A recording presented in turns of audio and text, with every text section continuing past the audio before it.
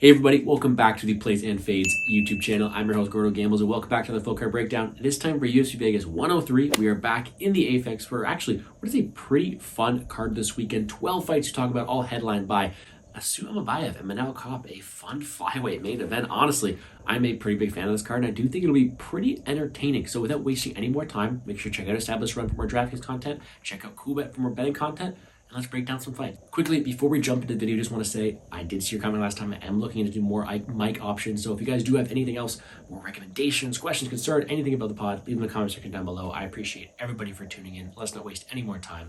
Let's talk some fights. We have the fight night starter versus the 17-6 Charles Johnson versus the 18-2 Ramazan Temirov. A pretty fun fight, and one that I'm surprised Johnson is taking because he has been on a phenomenal roll recently. A guy who I haven't always been the necessarily highest on, but a guy who's won really well on a good streak here, and now is fighting down competition against this young killer here in Temirov who just exploded in his debut for a ton of knockdowns over CJ Vergara. And although Johnson's a guy who's kind of fighting down in the rankings here, you gotta love the guy for it because he is super active, he is super aggressive, and he looks to put on some fun fights. Now, the thing about Johnson, he's got no takedown defense, but if he gets a striking affair, plenty of volume, great cardio, decent kickbox from the outside, and he has shown that when he turns on the gas, he can put on a good beating.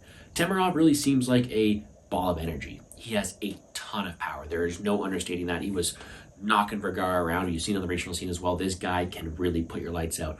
But he's also got a takedown game that we have seen on the regional scene that he hasn't really implemented all too much recently that could come into play here. All this to say, this is a phenomenal fight to get the fight I started here, and I do think that is one that could be seen from either side. Personally, I picked Charles Johnson this weekend.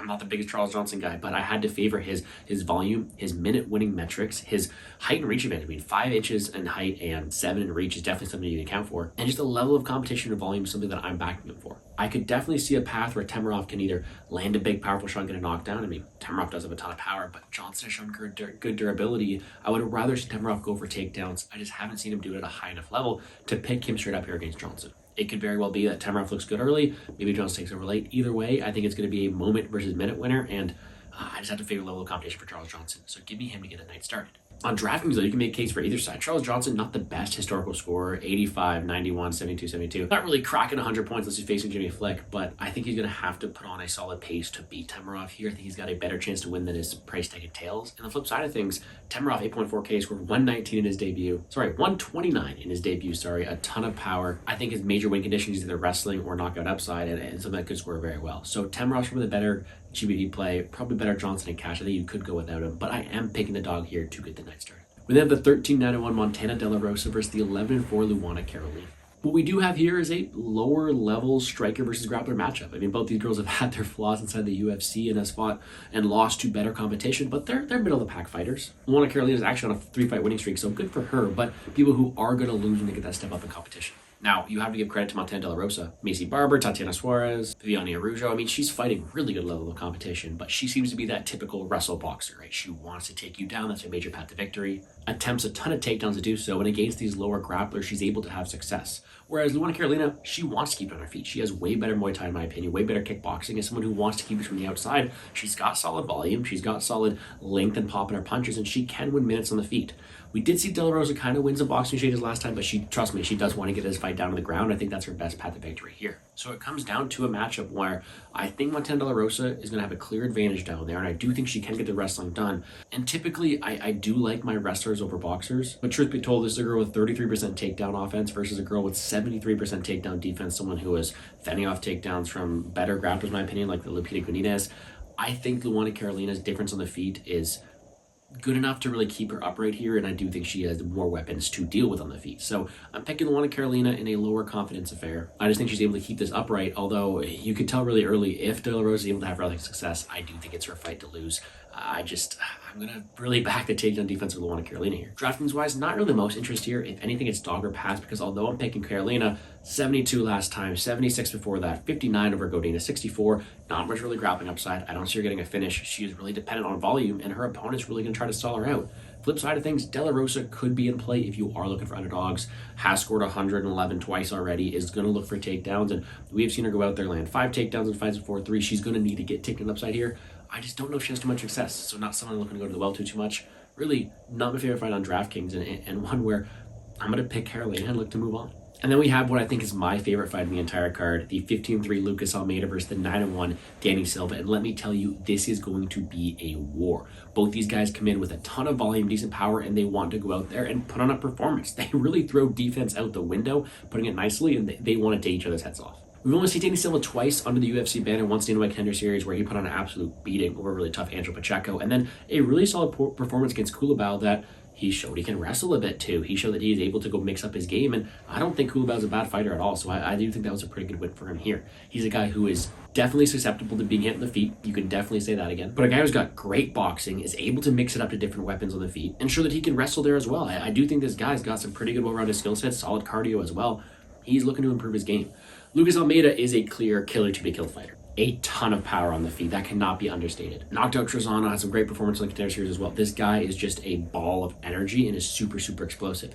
He himself is there to be hit as well, but he just got so much power. He's willing to eat one to give one back, and I do think he does have the power edge in this matchup here. We have shown some deficiency though. He has been knocked out before, was knocked out on the feet by Feely, and we have seen him just decimated on the mat. And that's something that I do think Silva could bring into play here. We saw him get takedowns last time, and now Almeida, a guy who has been demolished down there, I do think there's a potential wrestling path to victories. And all this to go to say is, although Lucas Almeida has the X factor with his power and he can lock anybody's lights out, I'm going to pick Danny Silva. He's got the volume edge, he's got the wrestling edge, and I do think he has more minute-winning opportunity to go win this fight in what should be an absolute barn burner. He does give up too many strikes to really make me too confident against guys as powerful as Lucas Almeida. So in this fight, I do like some violence. I do think it's going to be a pretty violent affair. Under will be in play for me, but a really fun fight that I am picking the younger fighter here in Danny Silva. DraftKings-wise, though, I do like this fight. Danny Silva just went out there, scored 80. Not the best, but he showed wrestling upside. He's got an opponent in front of him who will go out there, stay in a bag, and I do think he's got volume, takedown upside, and a really high ceiling. Whereas a guy like Lucas Almeida, his path to victory is an early knockout. He scored 102 in Trezano when he did get a later knockout, and I do think in this one, if he wants to win, it's cracking the normally pretty good chin of Silva. So in a barn burner like this, give me both sides. I lean towards Silva from a volume and wrestling perspective, but both are definitely live here. I am picking Silva to get it done, though. And then sandwiching this really fun fight, we have the 13-10 Andrea Lee and the 13-7 JJ Aldrich. I'm not a fan of this one. You go from like my favorite fight in the card to my least favorite one.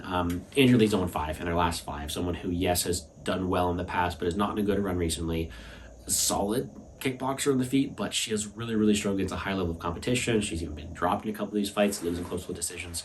The fighter's definitely not in the best headspace right now, to put it that way as well. And she's facing JJ Aldrich, someone who is definitely not great anywhere, but is very well-rounded. He's going to be the younger fighter who has shown to make improvements recently. It's just a really ugly matchup. I think Andrea Lee has it in her to win this fight, but I don't think she has any skills that are really going to separate her here. I don't think she's knocking her out. I don't think that she has the same speed on the feet anymore, and I do think that more times than not, she's going to be losing optics to a younger fighter, JJ Aldrich, who maybe just has more left in the tank. So in a fight that I do not have the utmost confidence in, I'm picking JJ Aldrich in. The youth, the versatility in her skill set, someone who I do think is going to push a pace, maybe get some cage exchanges in, and just look to be the quicker fighter here. I unfortunately think she probably retires Andrea Lee.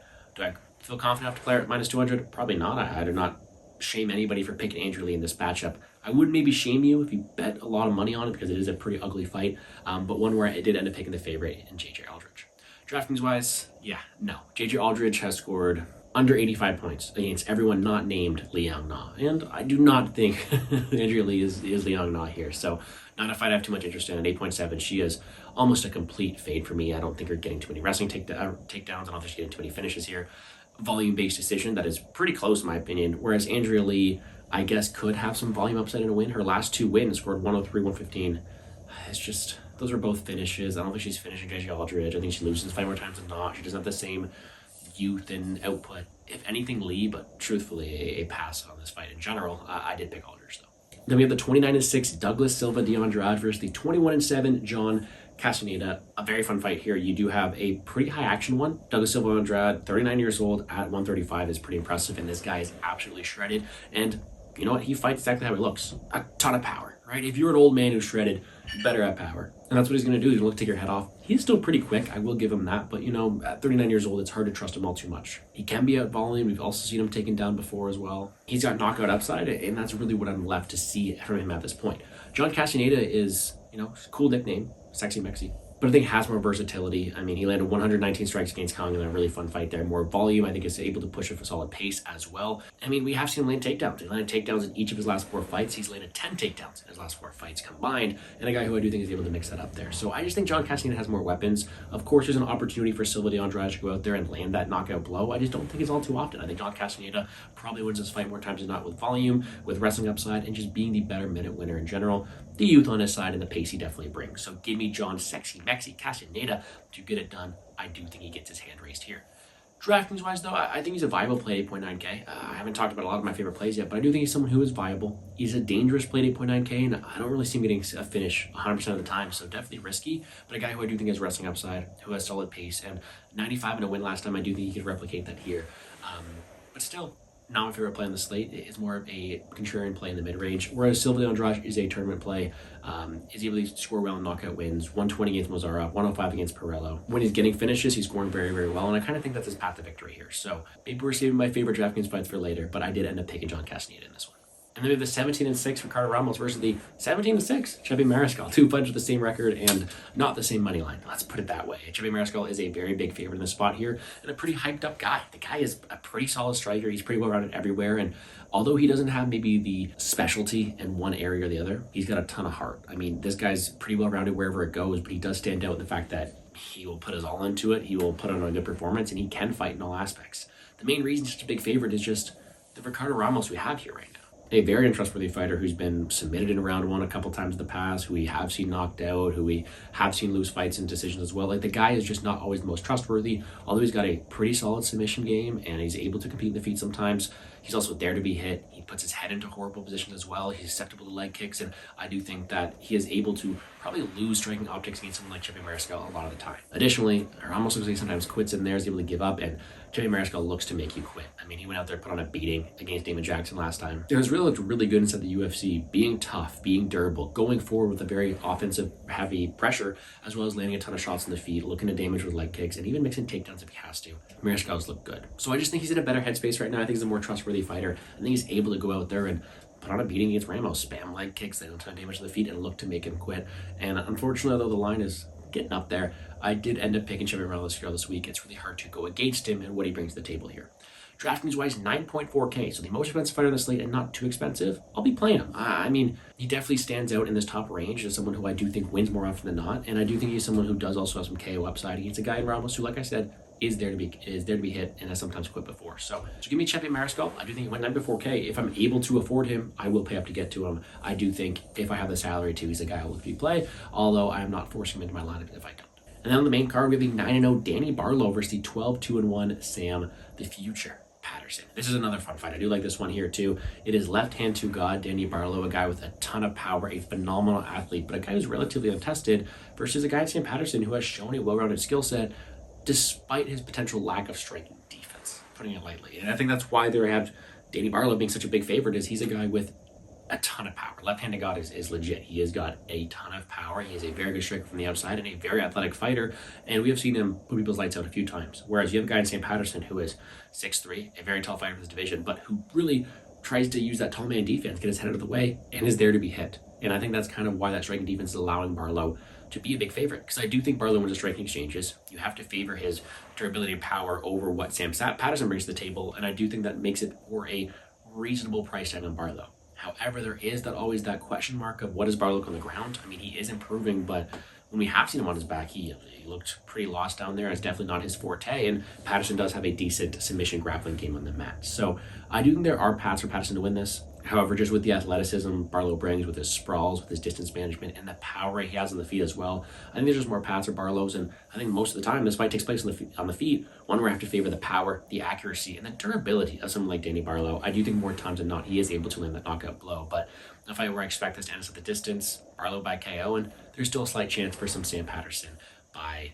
maybe submission or some ground upside. Because of that, I'm okay with both sides. I think Barlow at 9.2K has some finish upside. Has yet to break 96 points, but his first round finish upside on the table. He does have a chinnier opponent in front of him and a ton of power on his side. I don't mind me some Danny Barlow in tournament, whereas Sam Patterson is similar to Silva and Andrade in tournament play. I kind of like him even more because we have seen him go out there and score 101 and 98 against two really low level of competition fighters, but fighters who he did submit. He did finish them early, and with all three of his fights ending in the first round, he just has a profile that fits really well for DraftKings. So give me Barlow in this fight, although I do think both sides are live for tournaments in DraftKings. Then we have the 14-2 William Gomis versus the 10-0 Haider Amil.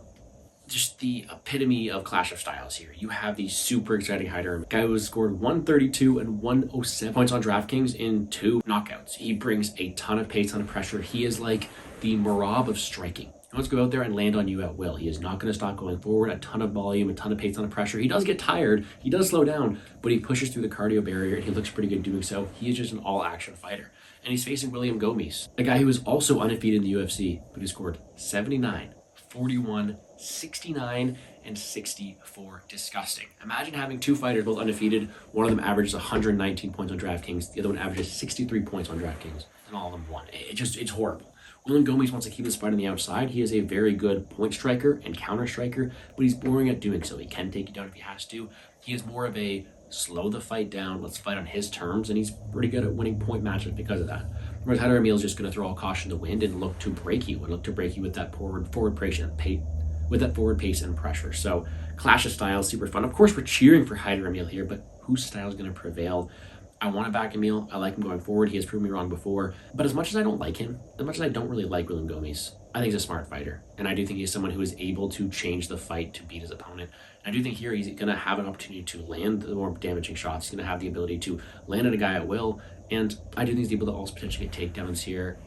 I just think that although Haider Amil goes forward, I think Gomis is able to dictate the pace. I think Gomis is able to land on him at will. And I favor the technicality of Gomis, the size, the technicality. I do think more times than not, Gomis is able to get his style of fight and potentially go out there and counter-strike his way against a guy who will go forward and eat shots. So I'm cheering for Haider Amil. I do think it's a more fun style, but if I had to pick a winner, I do think William Gomis wins this one, unfortunately. DraftKings-wise, though, of course, Amil is a very popular target, 7.4K. Like I said, 132, 107 in his 2 performances so far. He's going to score great on DraftKings, and I do think his path to victory is looking to break Gomis, go forward, and potentially score very well to win. The counter offer, though, is if Amil is going to bring such a high pace, and he's going to leave himself susceptible to so many shots, so much damage, is Gomis not a contrarian play 8.8K? I mean, look at his box scores. No one's going to play this guy. 64, 69, 41, 79. No one's going to play this guy, and he's going to have a guy who's just going to go forward nonstop. I think he's my favorite contrarian play on the card. No one's going to want to play him, and yet he's going to have a fighter who's going to force exchanges, force action. Maybe Gomis is able to land takedowns. Maybe Gomis is able to counter-strike. I think he's a solid contrarian play 8.8K. Don't shoot the messenger here. I'm just saying, if you want to get different, I think he's got a fight in front of him that could score well. So I'm hoping this fight is fun. Give me Gomis, although I do think the style of Amil is what's going to make this matchup here. And then we have the 9-0 Mario Pinto making his debut against the 13-5 Austin Lane. Mario Pinto coming off the Contender Series, a very well-rounded heavyweight and an undefeated one at that. He's got good leg kicks, good decision-winning equity, able to wrestle there as well. He's just a well-rounded heavyweight. That's something we don't really get to say so much at this division, really, to be honest. But a guy who's just not really going to blow you out of the water anywhere, but he's defensively sound. He's got good lateral movement. He's got good cardio. He's just a well-rounded fighter. But kind of like Kape Mariscal, he doesn't really excel in one of these areas that's going to make him super dominant.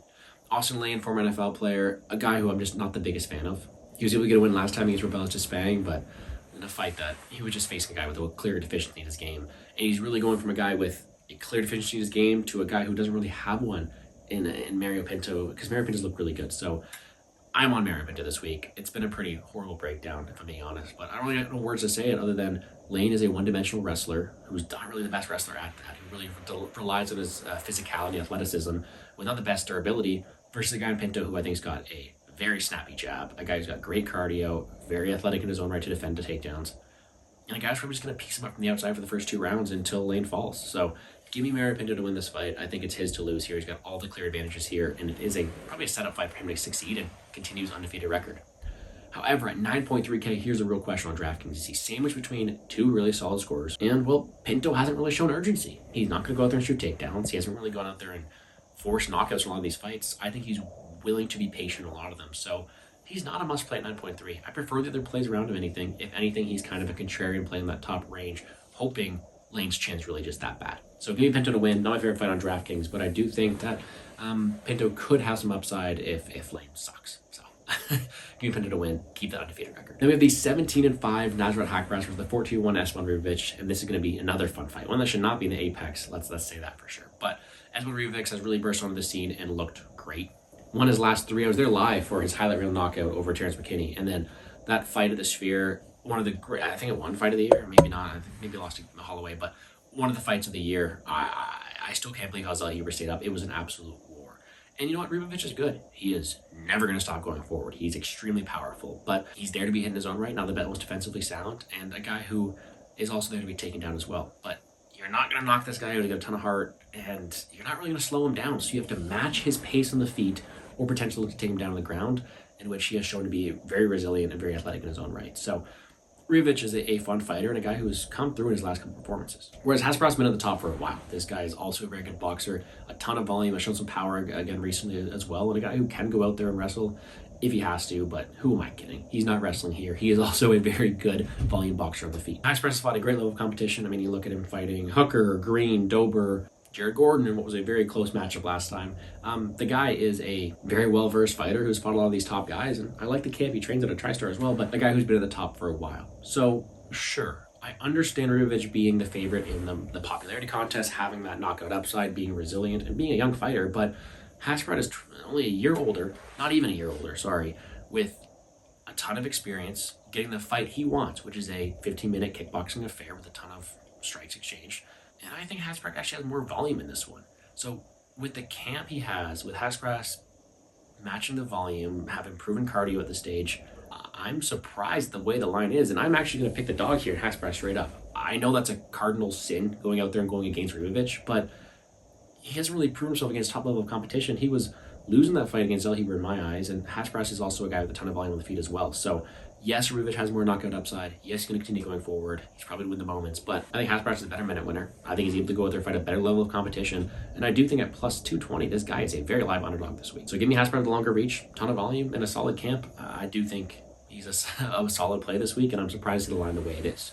DraftKings-wise, I do think Ribovics has some KO upside, so you can play him as a tournament option up top, but I didn't pick him to win, so I prefer a Kape, Barlow, and Mariscal, who we've talked about already, and Haqparast is a very, very solid play for me. I mean, he scored 90, 117, 199 in his last 3. I think this could be an absolute war, and it's not like Ribovics is not going to allow for some action coming his way. So, super fun fight, but give me the dog in this one, though, and what should be just an absolute war. And the co-main event, the 10-6 Cody Brundage versus the 9-5 Julian Marquez. Not much to say about this one because it's two extremely unreliable fighters. On one side, you have Julian Marquez, who lost his last 3, all of them by knockout, and looked horrible at that. Looked slow, hasn't really able to use or fight through much adversity. That's really what his best attribute was. He was able to withstand damage, fight through it, and just pull off these comebacks. Got my boy Maki Pitolo, but a super dangerous power puncher with solid durability. With that durability gone, he loses a lot of that credibility. Cody Brundage, though, is Cody Brundage. A guy who's taking DQ wins, who is losing left, right, and center. I mean, this guy, yes, he's got solid power, he's got solid wrestling, but sometimes he can't put it all together. His durability is not there, his fight IQ is not there, jumping the ghillie. Very questionable fighter in general. As a whole, it's a crapshoot because Cody Brundage tires out, lack of cardio, lack of IQ, and Marquez is able to rally late in fights, but I don't know how you can trust Julian Marquez here. The fighter who has just been decimated recently. Horrible looks on the feet, there to be hit, chin is not really held up. I do think he's going to probably succumb early. I think Cody Brundage is the faster striker on the feet, and he's got more power as the fight starts, and I think I favor Marquez as the fight goes on, but early on, wrestling of Brundage, power of Brundage, and probably the motivation of Brundage. I do think he is a pretty motivated fighter. So give me Cody Brundage. Ew. But I'll take it. I do think he has the ability to get him out there early, and I have to favor him at this point, although not the most confident saying it.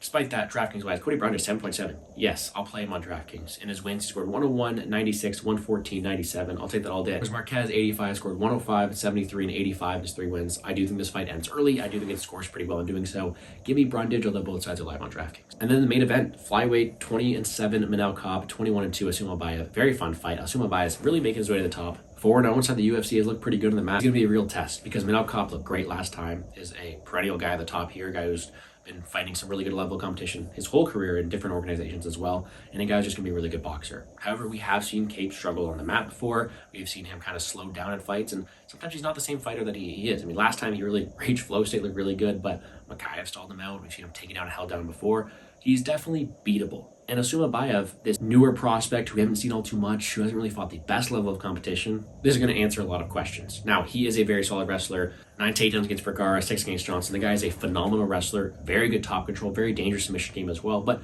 he has shown some solid striking. He can go out there and strike. He was able to get knocked out against Nicolau, which maybe not the most impressive way of doing that, but a guy who's very good at having good, quick, and in and out movements, and as really his cardio is held up as well.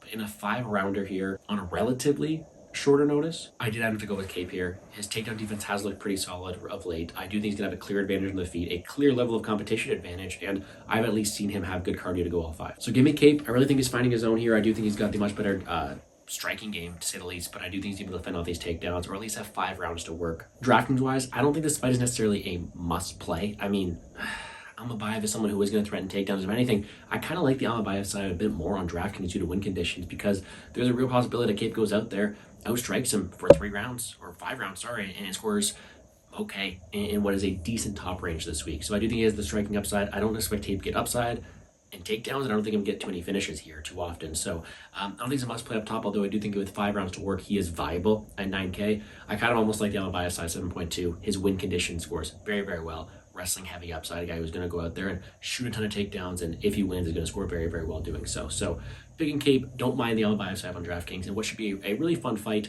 probably closer than the line entails. That's going to do it for me here on the Plays and Fades YouTube channel. I'm quickly running through my quick picks. We're taking Manel Kape, Cody Brundage, Nasrat Haqparast, Mario Pinto, William Gomis, Danny Barlow, Chepe Mariscal, John Casteneda, JJ Aldrich, Danny Silva, Luana Carolina, and Charles Johnson. DraftKings-wise up top, Mariscal, Barlow is where most of my ownership is going to go. Pinto kind of a pivot play off of them, and I'm going to be a bit underweight to Ribovics because I'm not picking to win, and I do expect him to be popular. Kape with 5 rounds of work is also a solid play, and I do think him and Casteneda are be more my cash options up top. In the mid-range, Danny Silva, Marquez, Temirov, all of them score very, very well in wins. Those are my tournament plays in the mid-range. My pivot play off of them, William Gomis, 8.8. I think that's a tournament play and a half, because I do think he's going to come with very, very low ownership in a fight that hopefully will bring the pace. Underdog-wise, my favorite ones are probably Brundage and Johnson for different reasons. Johnson more in cash, Brundage more into his KO1 upside. Almeida and Amil both score fantastic in their wins, and then down below, Almabaev, Haqparast are 2 guys we playing a ton earlier, with my dart throw being Sam Patterson. Betting-wise, I haven't bet anything officially yet. Probably end up betting Haqparast. Definitely will end up betting the under in the Silva Almeida fight. But if you want to see more, check me out on Twitter at GamblesGordo. For any more of my DraftKings content, check me out on Establish the Run over there for some premium content, and I appreciate you guys for tuning me in today. I wish you all the best of luck in all your DraftKings and betting endeavors, guys, and let's make some money.